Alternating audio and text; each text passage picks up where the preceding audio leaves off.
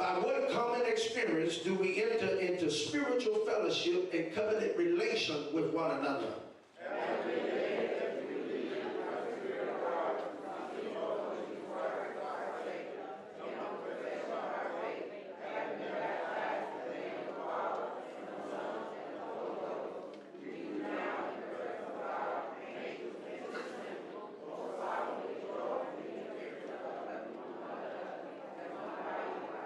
What is the bond of union with one another?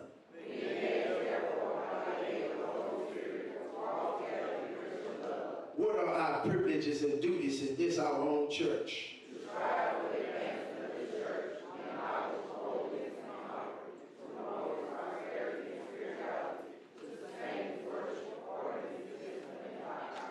What vows do we gladly make as stewards of that which has been entrusted to us?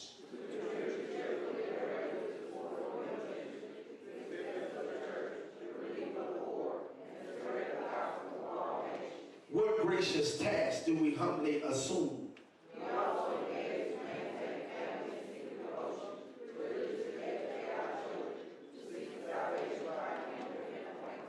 To what manner of life and conversation are we solemnly pledged?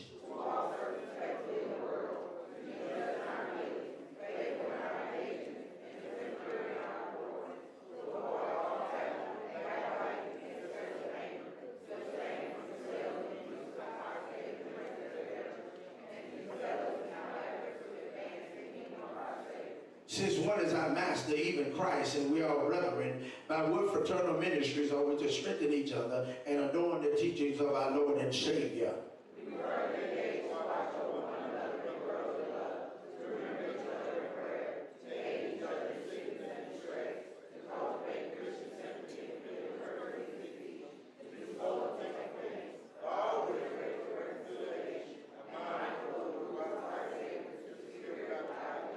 What is our obligation should we move from this city?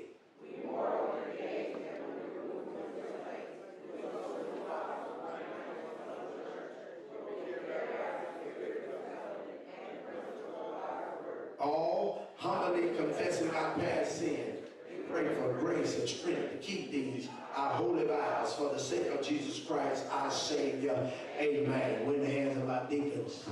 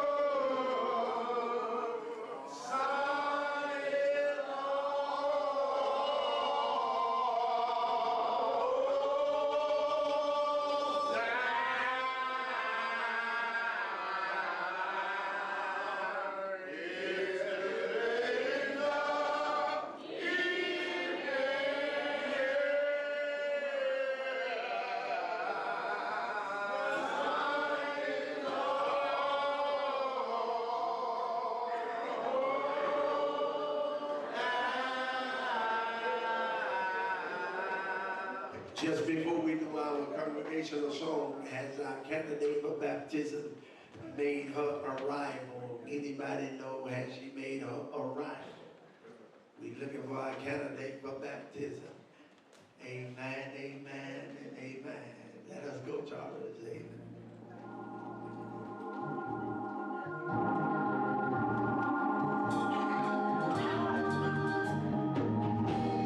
Shall we stand?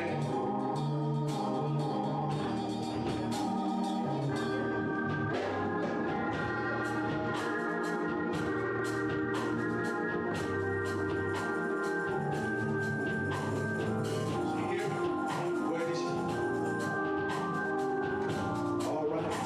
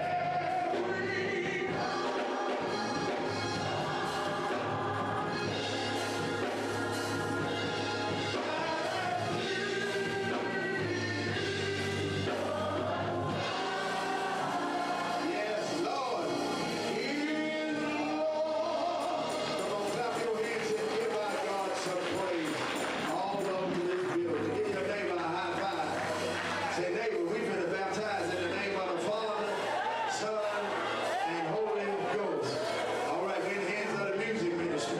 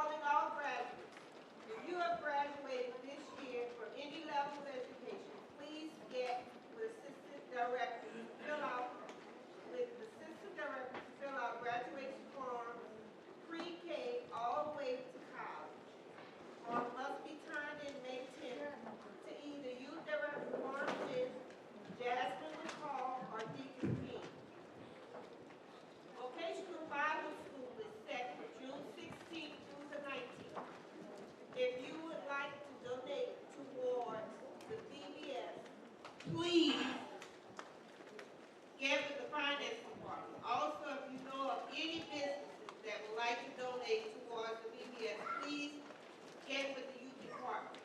Thank you. The youth department is looking for volunteer teachers for Children's Church. If you are interested, please get with Brother Warren Witt or Sister Jasmine McCall. Football season is approaching. If you know of any 9 or 11-year-olds that are interested in football, please get with Brother Witt. Thanks. The mission and the deaconess will meet immediately after church this afternoon. The annual mental health seminar will take place May 23rd, 2026 from 3 p.m. to 5 p.m. at the Sunflower Event Center across the street.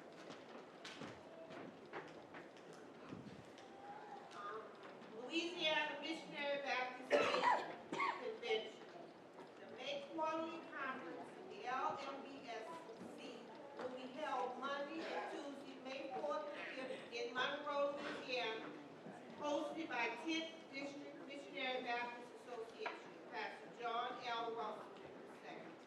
Moderator, BBO, Missionary Baptist Church.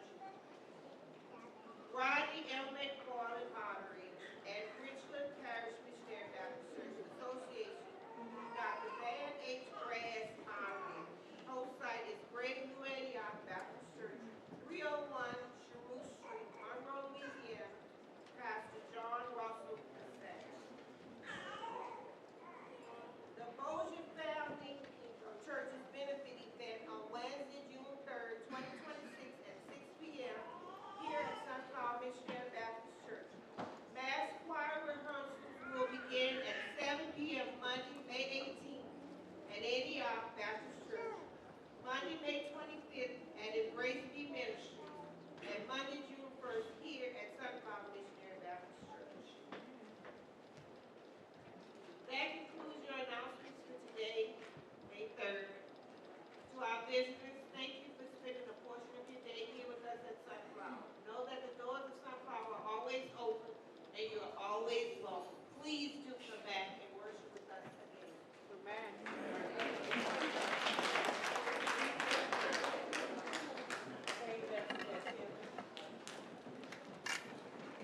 All right, so if you planning on participating with the Bossier City family of churches,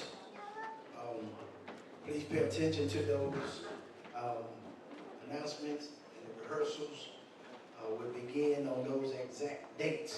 Also, this Wednesday, Stonewall is putting on an event for the families in the Cedar Grove area. Amen. So if you got some time, go by there.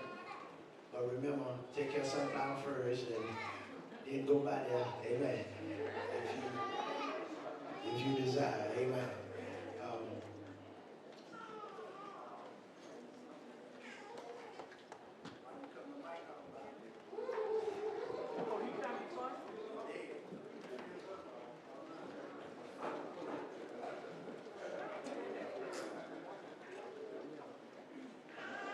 All right, on the other now. Some of it's very important. It slipped my mind. I'm getting old, y'all. Oh yeah, it's my birthday month. That's why I forgot it. Just a little funny to try to get it back together. But listen, we got to get involved, y'all. We need to be involved in stuff, okay? Stand to your feet. Tithes and offering time. Come on down, quiet. Stay down, quiet. Y'all done some. Get on my hand. Did they clap? They I wonder what would happen when all the men show up. I mean, that's what I'm waiting on. All we got to do is be there at 7 o'clock on Wednesday before the first Sunday. Have prayer service. That's all it takes. That's all it takes. Come on down. Amen.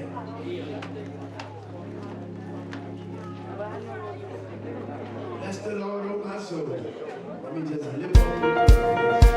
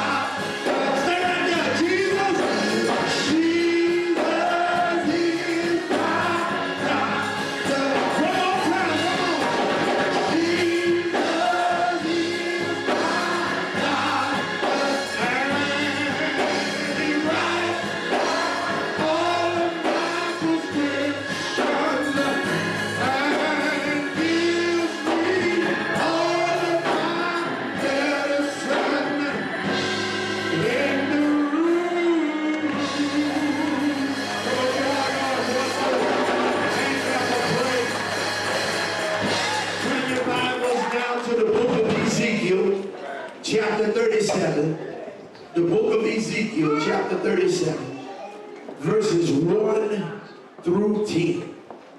The book of Ezekiel, chapter 37, verses 1 through 10.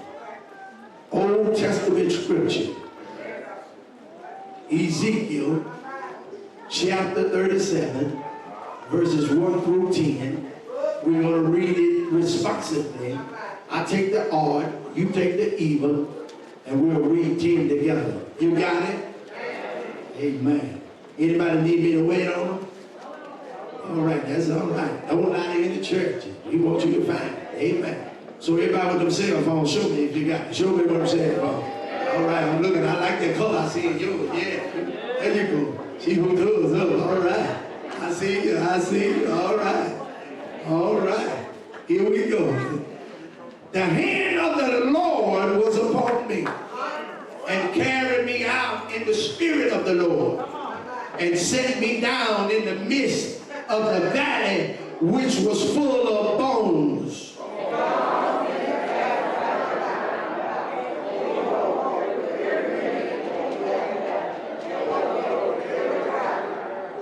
And he said unto me, Son of man, can these bones live? And I answered, O Lord God, thou knowest. Again, 17,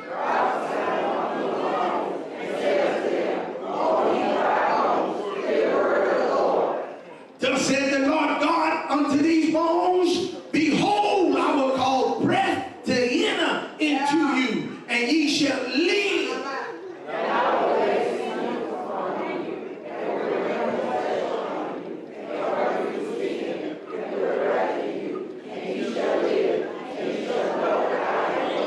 So I prophesied as I was commanded, and as I prophesied, there was a noise, and behold, it was a shaking going on, and the bones came together, bone to his bone.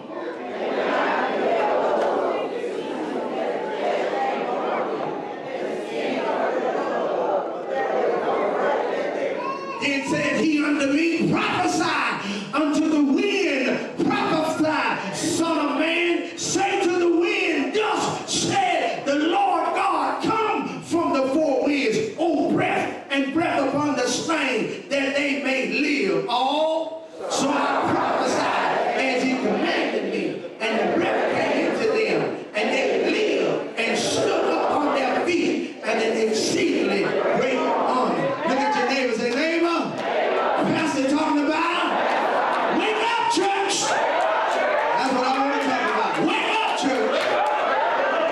Wakey, wakey, chicken wing. Wakey, wakey. I can do that to him. He ain't going to get mad and call me out the church. Pastor, you front me in front of all those people. He just laughing like I'm laughing. Amen. It's time to wake up. The church got to wake up.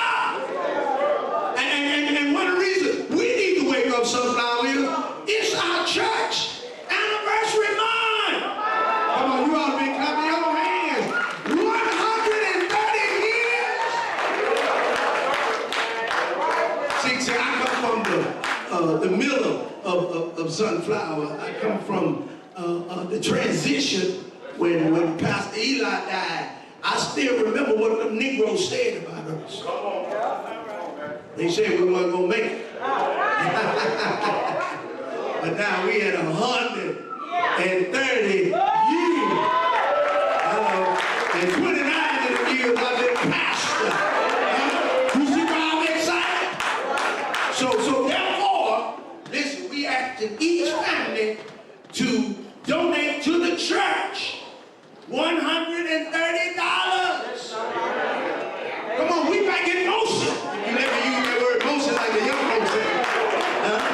I had a session and the woman told me, he too lazy for me. I need a man in motion. Motion. You got to watch them young folks that talk over your head. I said, you mean movement? Yeah, I'm talking movement. Anyway. But we in motion, y'all.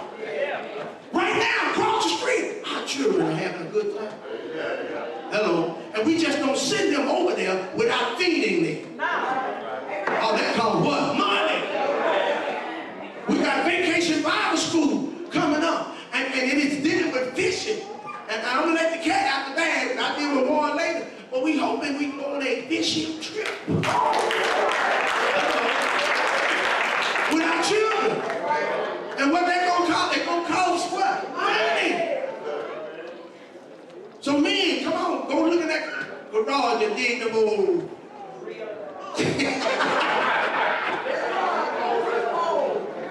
Get them ready for the children, amen. And also we asking the women, listen, we gonna do this like we do Thanksgiving. We don't want the church to provide nothing but the space. So we asking the women, y'all do the vegetables and the desserts and the cakes and stuff. The men gonna be responsible for the meat. Okay? So we asking every man, bring your best meat. Y'all been having about a cooking contest. Let's have a cooking contest in the middle of what? Church anniversary. I just hate I can't cook a ham, but that's my best. And I can fry some chicken, amen. I can fry some chicken. I can boil it, fry it, drop it on the floor, pick it up, barbecue it. You can't mess with me on chicken. But y'all got it? We want to celebrate. Also, we want you to start asking your family members and friends to come and participate with you on this Sunday, that fourth Sunday. I don't fuss when y'all go all these places. I don't fuss at all. But I'm going to fuss if they don't come and support you. Amen. Because that tells me something. They're trying to steal you from us. They got going under the seat. The truth just got to be the truth, man. Friendship go both ways. I come to your house sometime. You come to my house sometime. Hello, somebody. So, start asking them, but especially those who you know not saved.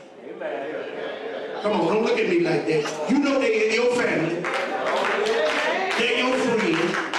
Now, they're the one we really want. We really want them, and we're going to show you what to say to them in a few minutes. But we don't want you to argue with them. I got that in the point coming up. And don't try to make them come. We want them to come free will. Okay? We'll bring that out in a minute. Next, it's time for us to stop saying service, church service in the church. In the name of Jesus, I want us to start saying fellowship. Okay? Because you serve your car when you go to the service station. Y'all get it? When it comes to the church, it's all about fellowship. And COVID has done a sneak attack and took fellowship out the church. Come on, folk don't want a fellowship no more. Wanna know why we ain't doing 2:30 services anymore? The people don't want to what? Fellowship. We got to start back fellowshipping, y'all. Amen. In order to keep the connection. Amen. Y'all go to them horse trails, don't you? That's fellowship. Or trail ride. Yeah, that's what it is. Or trail ride, thank you. Y'all go to the baseball. I'm in the baseball season with my grandpa. I'm at the baseball game. What? Fellowshipping.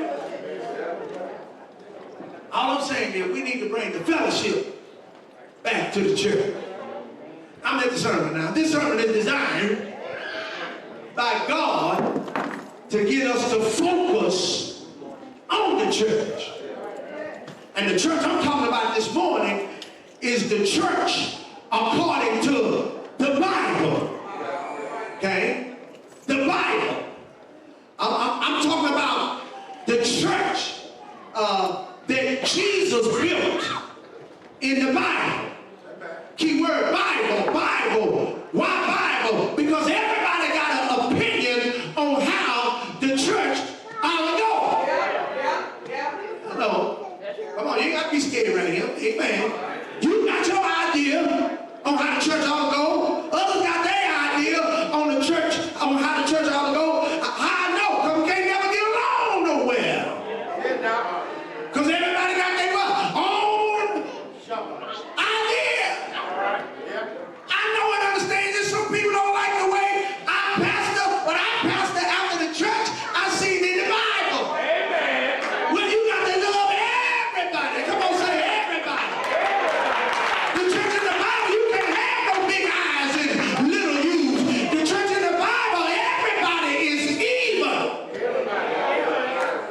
Amen. The church in the Bible, ain't no stars in that church. Hello. It's believers. It's servants. It's volunteers. Let me show you the church of the Bible. Go to Matthew 16 and 18. Get to Matthew 16 and 18. Matthew chapter 16 and verse 18. Let me show you the church of the Bible that I'm talking about. And I want to show you who built the church, who started the church. And I don't want to say died right now, but he also died for the church. You ought to figure out who I'm talking about now, Jesus. Matthew 16 and 18. If you dare, it reads like this. And I say unto thee that thou art Peter, and upon this rock I will build, everybody say with me, my church. Is in the red in your Bible? Yeah. And then it say, and the gates of hell shall not prevail against it. That's the Bible church. I'm talking about the one that Jesus built. Hello, somebody. I'm talking about the one that Jesus helped, the one that Jesus taught, the one that Jesus guided. I'm talking about the one that follows the principles of Jesus Christ. We ain't no organization. We are an organism. We ain't no sorority. We are a living organism that produced life just like God did in the Garden of Eden. Amen. We'll tie that in a minute. Jesus' church is the only true church. And I got to say this to our young people. Jesus ain't no homeboy. Jesus ain't just no good man. Jesus ain't just no a good prophet. He's all of that and more. Amen. That's why Peter could say that he was the son of the living God. And he didn't say that without the Holy Spirit giving him that. Part of the problem is we don't know what the church for. The church, part of the problem is we don't know who owns the church. I don't own no church. Deacons don't own no church. Members don't own no church. Hello. And I know I get it. I did the study. They got the church. Our forefathers set it up like Washington, D.C. If you're paying attention. Hello. They call the people's house church.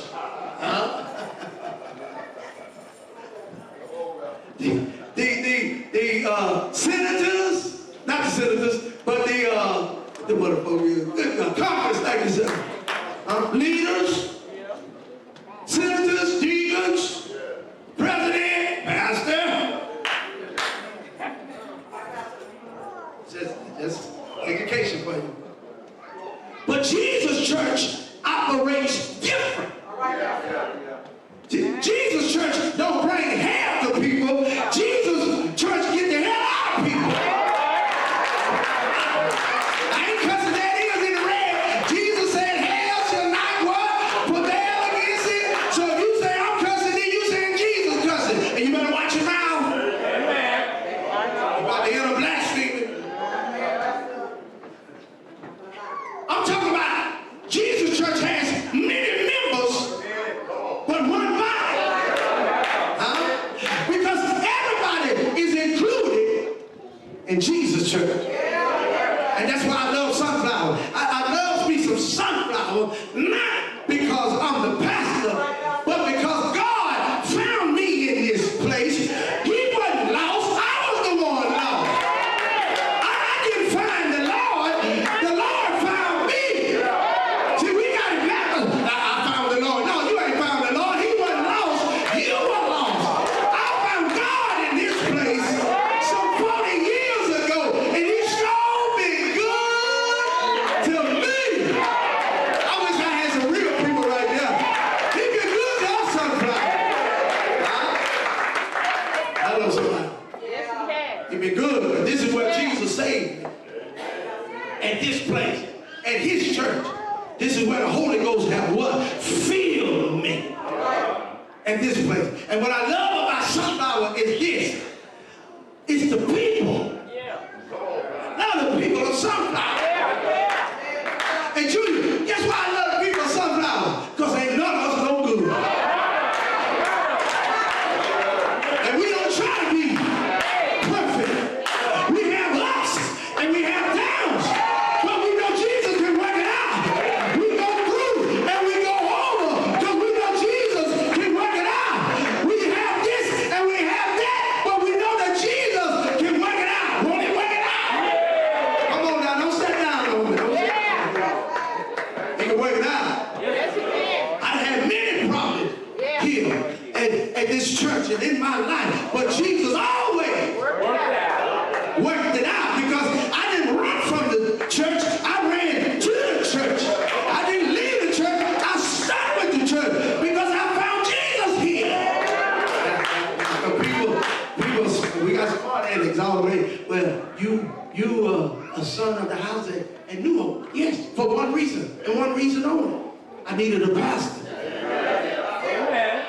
Because a man can't pastor himself. Everybody got to have somebody over there. Male and female. Get ready, female. Don't run under your seat. Part of your problem is you ain't got a man over you. You need one. Hello. And if you marry, your husband over you. And me and him work together. If you got a boyfriend, you in trouble. Amen, somebody. Oh, look at him, look at him, look at him. They said they hang up. Oh, don't hang up the phone.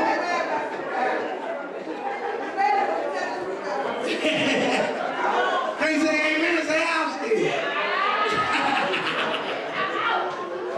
Look like she got Sophie over there. That's Tracy, I can do that. I can mess with Tracy. I have people I can play with in church now. Amen.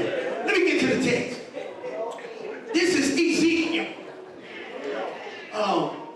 He's considered as a major prophet because at this time it was some major stuff going on. He wasn't just a prophet, he also was a priest. So he had two titles, prophet and priest. His message and his assignment was judgment and restoration of God's people. Amen. And because of his message and his assignment, they called him a mean preacher. Because it was just like today. Everything was going on. And when you tell the straight truth, people call you mean. They don't want to hear that. People don't like nobody telling them what to do. Come on, Bible class. Y'all hear that 2 or 3 times in each Bible class.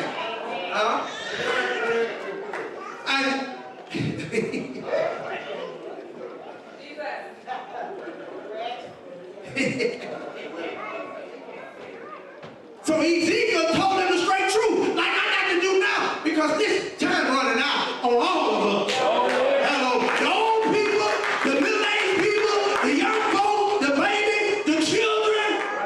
Time running out on all of us. And I have already made up in my mind, fixed it in my heart, whether you like it or not, out of love, I got to tell you the truth. Because there's a warning to a preacher in the Bible. If we don't tell God's people the truth, y'all blood is on our hands. So in other words, if I don't tell you the truth, that means I got to go to hell for you. I love you, but I ain't going to hell for you. I ain't going to hell for myself. All right. So the whole book now about Ezekiel, it teaches about consequences of disobedience. Hello. You can make your choice, but you can't get by consequences. You got consequences on both sides, on the good and the bad. And we do more bad than we do good. And we have all these bad consequences and never experience all of the good consequences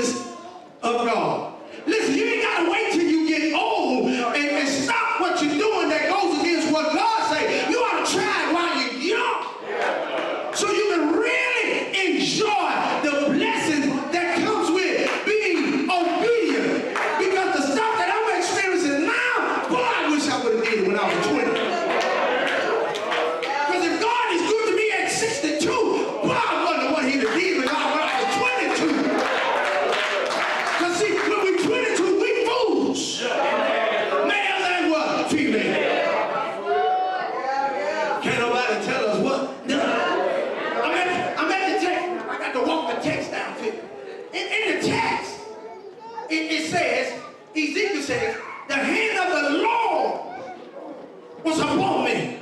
And see, that's why some of y'all get upset when we tell you that if your heart ain't in it, it ain't in it. Well, I got one more for you. If your hand is on it and your heart ain't in it, come on, you know what to do. Because you got to have your hand on whatever you do. Catch you next week. So God had his hand on him and led him by the Spirit and took him to a valley full of dry bones.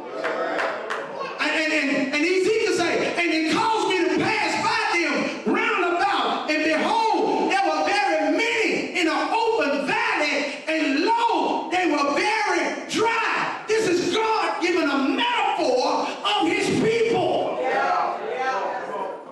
They had dried up. They had turned to bone.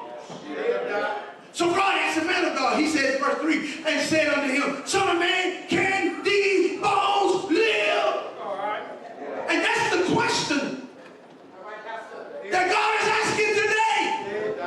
We're seeing so much is going on. Trouble is on every hand. That's why I'm so glad trouble don't last long.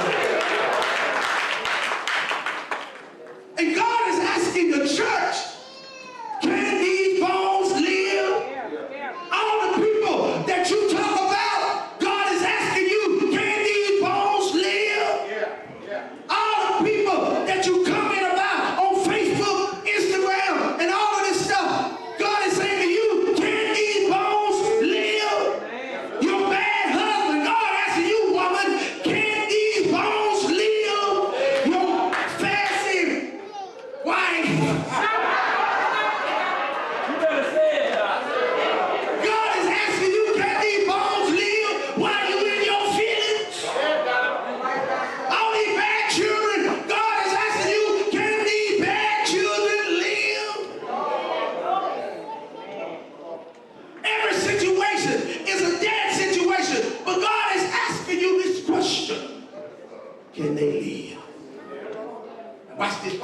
He says, and I answered, O Lord, God, thou knowest. And see, and this is where God got the indictment on the church. This is why he gonna start on the church when he gets back. Because we know God can do anything but fail.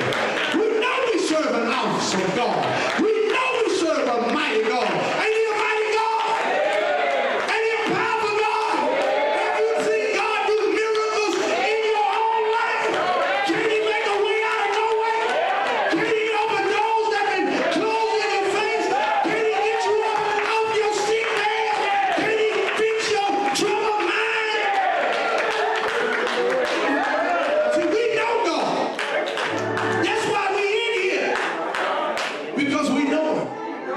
So he says, thou knowest God. And then God said, and again he said unto me, watch this, prophesy unto these bones. Means speak. Have a conversation. Say something. Talk to them. Call them. Text them. Tweet them. Message them. Do all that.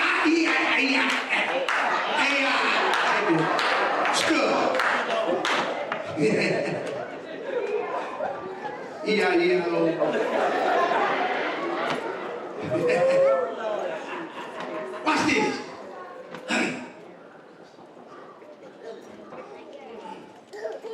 Because I am affected. When you're a pastor, you do get affected by what goes on. So what happened in Cedar Grove, I was affected by it. And I went to God in pride. And I just had to ask him, because I believe you can ask God anything. Amen. And I said, no. Why? Did he have to kill all the children? Oh, and then it got quiet on me. And I heard the voice say, he heard another voice. And it wasn't God. Then I began to cry in the spirit because I was wondering, where was the church?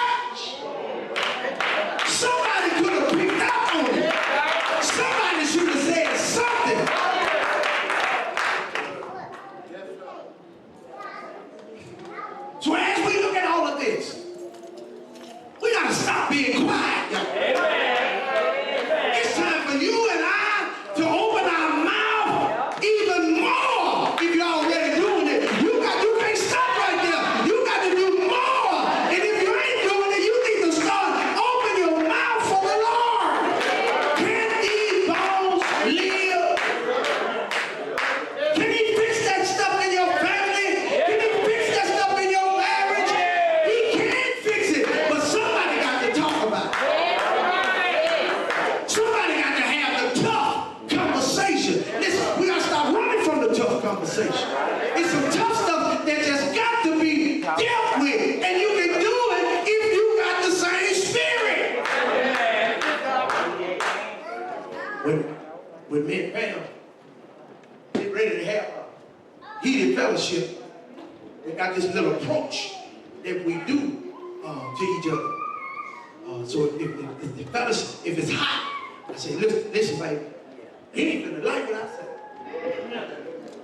You see my approach? I just don't hit her with it without getting her what? Prepared. So I'm telling you, get prepared, because I got to say what I need to say. And she take it. And then turn around and tell me the same thing. You ain't gonna like what I'm gonna say.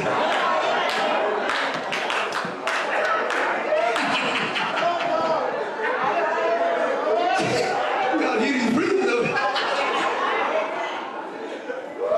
But then we say what we say, and we able to what? Work through it without being in our what? Feelings.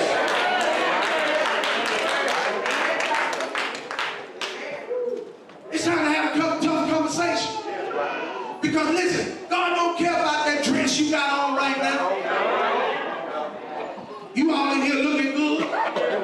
God don't care about that suit you got on right now. Looking all handsome and good. Thank you, Lord. But he don't care. God don't care about you deacon on the deacon bowl. He don't care about you a preacher in the pulpit. He don't care about you a usher on the usher bowl. You a choir member. You this and you that. If you ain't saving nobody. If you ain't out in the street witnessing to somebody. All that stuff don't mean a human being if we ain't telling somebody else about the goodness of God.